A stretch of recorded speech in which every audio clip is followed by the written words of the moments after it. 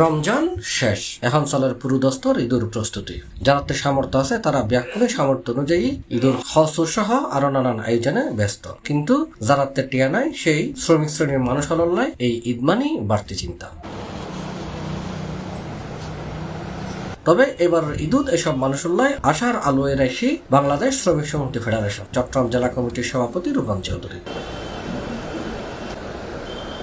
ঈদুর আনন্দ ব্যাকুলের মাঝে ছড়াই দিবেল্লায় সংগঠনের পক্ষত্ব অসহায় গার্মেন্টস শ্রমিকদের মাঝে ঈদ উপহার বিতরণ করেছি তিনি। মার্চের 30 তারিখ রবিবার নগরীর বালুচরা নিজস্ব অফিসত এই উপহার বিতরণ কার্যক্রমের আয়োজন করা হয়। শ্রমিকদের মুখত হাসি ফুটাই পেলে ফেডারেশনের সদস্য লাগাইছি। আমাদের সংগঠনের নাম হচ্ছে শ্রমিক সংহতি ফেডারেশন।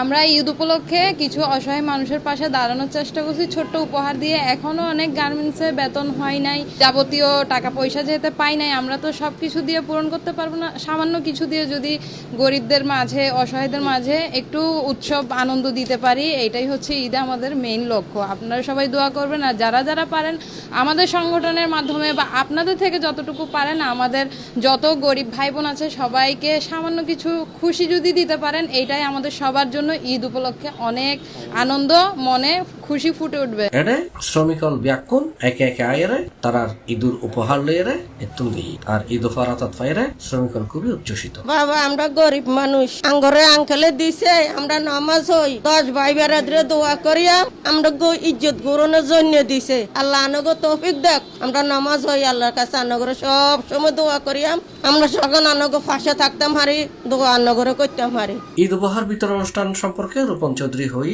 আর আজকে এই উদ্যোগকানের উদ্দেশ্য দিয়ে এটা চিটাং শহরত বহুত অভাবে মানুষ আছে তাই আজ পর্যন্ত ঈদের মার্কেটিং পর্যন্ত করি না পারে কিনলেই ইতারাতন টিয়া পয়সা নাই। বর্তমান পরিস্থিতিত ইতারার পাশে দাঁড়াই বেল্লাই কেউ আগাই নয় এটা লাই সাইড দিয়ে আর পক্ষত্বন আর সংগঠনের পক্ষত্বন যখন আই আগাই আসছি আর ধনী যারা যারা আছে এ দেশের ব্যাগুন যেন আসলে হিন্দু মুসলিম হন ভেদাভেদ ন আর ব্যাগুন মানুষ আয় সাইডে সব সময় আর সংগঠনের পক্ষত্বন মানুষ হিসেবে মানুষের সেবা করণ আর লক্ষ্য।